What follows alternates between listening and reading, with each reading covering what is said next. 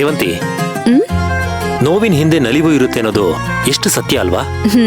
ನೀನಿಲ್ಲ ಅಂತ ನಾನು ಕೊರಗಿದ್ದು, ನಾನು ಒದ್ದಾಡಿದ್ದು, ಬೇಜಾರು ಮಾಡ್ಕೊಂಡು ಪಾರ್ವತಿಪುರಕ್ಕೆ ಬಂದಿದ್ದು, ಅಲ್ಲಿ ಹರಸಾಹಸ ಪಟ್ಟಿದ್ದು, ಉಪವಾಸ ಇದ್ದಿದ್ದು ಎಲ್ಲ ಮರ್ತೋಯ್ತು. ನಿನ್ ಜೊತೆ ಈ ಸೈಕಲ್ ರೈಡ್ ಬಂದ್ಮೇಲೆ ಆ ನೋವಿನ ಅಲೆಗಳೆಲ್ಲ ಕೊಚ್ಕೊಂಡು ಹೊರಟೋಯ್ತು. ಮನೆಯಲ್ಲಿ ನಮ್ ರೂಮು, ನೀನ್ ಮಡ್ಚ್ಕೊಡ್ತಾ ಇದ್ದ ಬಟ್ಟೆಗಳು, ಫೈಲ್ಗಳು ಎಲ್ಲ ಪ್ರತಿಯೊಂದು ನಿನ್ನನ್ನು ಮಿಸ್ ಮಾಡ್ಕೋತಾ ಇದ್ದಾವೆ. ಈಗ ನಾವು ಮನೆಗೆ ಹೋದ್ಮೇಲೆ ಬರೀ ನಮ್ಮ ಮಧ್ಯೆ ಸಂಭ್ರಮನೆ, ನಮ್ ಖುಷಿಗಂತೂ ಲಿಮಿಟ್ಸೇ ಇಲ್ಲ.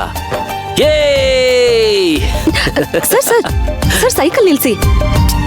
ನಿಲ್ಸಲ್ಲ. ಅಯ್ಯೋ ಸರ್, ಸರ್ ನಿಲ್ಸಿ. ಯಾಕೆ ಸೇವಂತಿ, ಏನಾಯ್ತು? ಮನೆಗೆ ಹೋಗ್ಬೇಕಾ ಅನಿಸ್ತಾ ಇದೆ.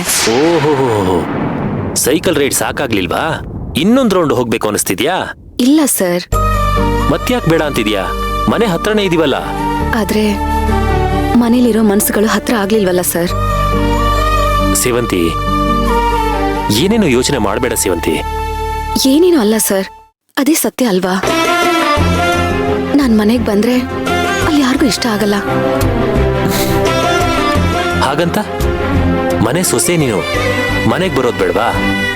ಸರ್, ನಿಮಗ್ ಗೊತ್ತಾಗಲ್ಲ, ದ್ವೇಷಿಸೋರ್ ಮಧ್ಯೆ ಇರೋದು ತುಂಬಾ ಕಷ್ಟ ಆಗತ್ತೆ. ಸೇವಂತಿ, ದ್ವೇಷಿಸೋರ್ಗೋಸ್ಕರ ಬರ್ಬೇಡ, ನಿನ್ನನ್ನ ಪ್ರೀತಿಸೋರ್ಗೋಸ್ಕರನಾದ್ರೂ ಬಾ. ಯಾರಿದಾರ್ ಸರ್ ನನಗಲ್ಲಿ? ನಾನು ಒಬ್ಬಂಟಿ ಅನಿಸ್ತಾ ಇದೆ.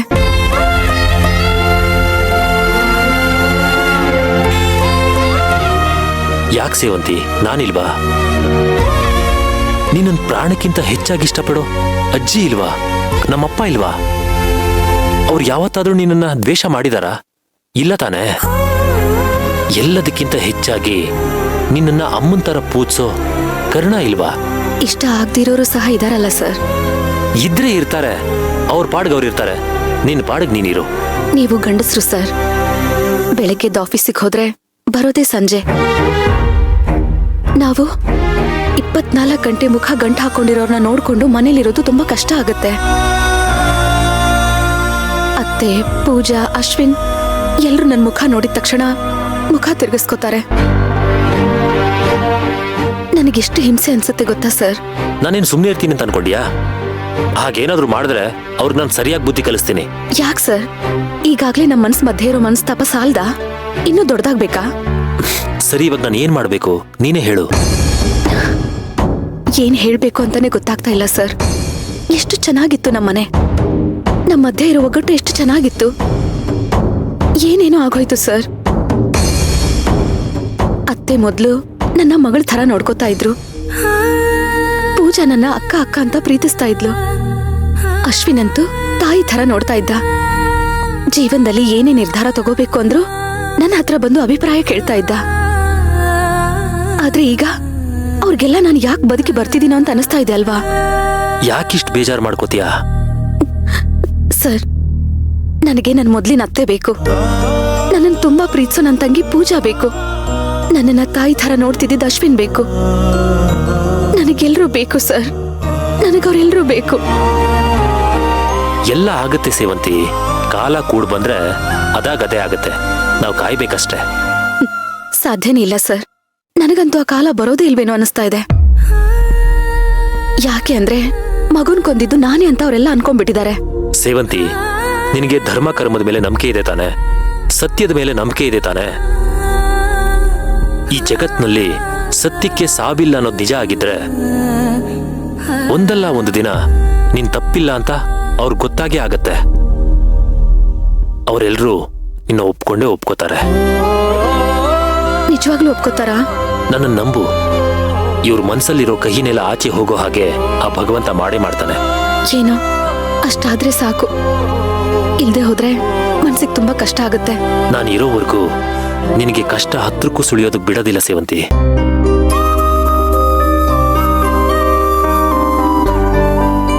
ನಾನಿವತ್ತು ನಿನಗೆ ಮಾತು ಕೊಡ್ತಾ ಇದ್ದೀನಿ. ಆ ಮನೇಲಿ ಯಾವುದೇ ತರ ಕಷ್ಟ ಆಗದಿರೋ ತರ ನೋಡ್ಕೊಳ್ಳೋ ಜವಾಬ್ದಾರಿ ನಂದು. ನಿನ್ನ ಕಣ್ಣಲ್ಲಿ ಕಣ್ಣಿಟ್ಟು ನೋಡ್ಕೋತೀನಿ. ಅರ್ಜುನ್ ಸರ್, ಚೆನ್ನಾಗಿ ನೋಡ್ಕೋತೀರಾ ಅನ್ನೋದು ಗೊತ್ತು ಸರ್. ಆದ್ರೂ ನೋಡು, ನೀನ್ ಸತ್ತೋದೆ ಅಂತ ಸುದ್ದಿ ಬಂದಾಗ ನಮ್ಮವ್ರಿಗೆ ಎಷ್ಟು ದುಃಖ ಆಯ್ತು ಗೊತ್ತಾ? ಏನೇ ಮನಸ್ತಾಪ ಇದ್ರು ಒಳಗೆ ನಿನ್ನ ಮೇಲೆ ಪ್ರೀತಿ ಇದೆ. ನೀನ್ ಬೇಜಾರಾಗ್ಬೇಡ ಸೇವಂತಿ. ನಿಜವಾಗ್ಲೂ ನೀನ್ ಬಂದ್ರೆ ಅವ್ರು ನಿನ್ ಜೊತೆ ಜಗಳ ಮಾಡಲ್ಲ. ಹೌದಾ? ಹಾಗಂತೀರಾ? ನೀನು ಕೂಲ್ ಆಗಿರು, ಎಲ್ಲ ಸರಿ ಹೋಗುತ್ತೆ, ಎಲ್ಲ ನಾರ್ಮಲ್ ಆಗತ್ತೆ.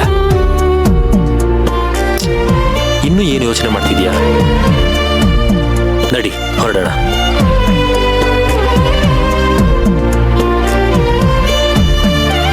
ದೇವ್ರೆ, ಸೇವಂತಿಗೆ ಸಮಾಧಾನ ಮಾಡೋಕ್ಕೆ ಅಮ್ಮನ ಮನ್ಸಲ್ಲಿ, ಪೂಜನ್ ಮನ್ಸಲ್ಲಿ, ಅಶ್ವಿನ್ ಮನ್ಸಲ್ಲಿ ದ್ವೇಷ ಇಲ್ಲ ಅಂತ ಹೇಳ್ಬಿಟ್ಟೆ.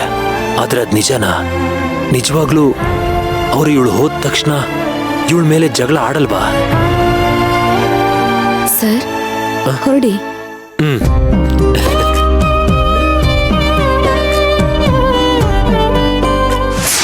ಏನಿನ್ನು ಮುಖ ನೋಡ್ಕೊಂಡು ಹಾಗೆ ನಿಂತಿದ್ದೀರಾ? ಓ, ನೀವು ಮನೆಯಿಂದ ಆಚೆ ಹೋಗೋದು ಕ್ಯಾಬ್ ಏನಾದ್ರು ಬುಕ್ ಮಾಡ್ಕೊಡ್ಬೇಕಾ? ಇಲ್ಲ ವಾಲ್ಗ ತಮಟೆ ಬಾರ್ಸೋರ್ನೆಲ್ಲ ಕರೆಸಿ ಜೋರಾಗಿ ಕಳ್ಸ್ಕೊಡ್ಬೇಕಾ? ಏನೋ ಕರ್ಣ, ನೀನು ಅಮ್ಮ ಅಂತಾನು ನೋಡ್ದೆ ಇಷ್ಟು ನಿಷ್ಠುರವಾಗಿ ಮಾತಾಡ್ತಿದ್ಯಲ್ಲ ನೀನು. ನಿಮ್ಮನ್ನ ಅಮ್ಮ ಅಂತ ಒಪ್ಕೊಳ್ಳೋ ಹಾಗೆ ಮಾಡಿದ್ ಯಾರು ಅಂತ ಮರ್ತ್ಬಿಟ್ರ ಅಮ್ಮ? ಇವತ್ತು ನೀವು ಹೇಗೆ ನಮ್ಮ ಅತ್ಕೆನ್ ಕಂಡೆ ಉರ್ಕೊಳ್ತಾ ಇದ್ದೀರೋ ಹಾಗೆ ನಾನು ಅಷ್ಟೇ ನಿಮ್ಮನ್ ಕಂಡೆ ಉರ್ದು ಬೀಳ್ತಿದ್ದೆ. ಆದ್ರೆ ಇವತ್ತು ನಮ್ಮ ತಾಯಿ ಅಂತ ತಲೆ ಮೇಲೆ ಹೊತ್ಕೊಂಡು ಮೆರೆಸ್ತಿದ್ದೀನಲ್ಲ, ಅದಕ್ಕೆ ಕಾರಣ ಯಾರು? ನಮ್ಮ ಅತ್ಕೆ. ಅಂತವ್ರ ಮೇಲೆ ಇವತ್ತು ಮನೆಗೆ ಬರಬಾರ್ದು ಅಂತ ದ್ವೇಷ ಸಾಧಿಸ್ತಿದ್ದೀರಾ? ನೀವು ಹೇಳೋ ಹಾಗೆ ಅತ್ಕೆಗೆ ಆಸ್ತಿ ಮೇಲೆ ಆಸೆ ಇದ್ದಿದ್ರೆ ನನ್ನನ್ನು ಈ ಮನೆಯಿಂದ ಬೇರೆ ಮಾಡ್ತಿದ್ರು. ಈ ಮನೆಯವ್ರ ಜೊತೆ ನನ್ನನ್ನು ಯಾಕೆ ಬೆರೆಯೋ ಹಾಗೆ ಮಾಡ್ತಿದ್ರು?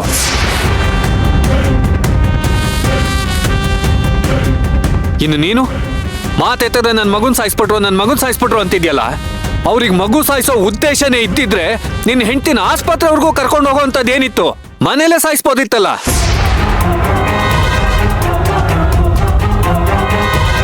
ಮಧ್ಯರಾತ್ರಿ ಒಬ್ರೇ ನಿನ್ನ ಹೆಂಡತಿನ ಆಸ್ಪತ್ರೆ ಕರ್ಕೊಂಡೋಗಿ ಜೀವ ಉಳಿಸೋ ಪ್ರಯತ್ನ ಯಾಕೆ ಮಾಡ್ಬೇಕಿತ್ತು?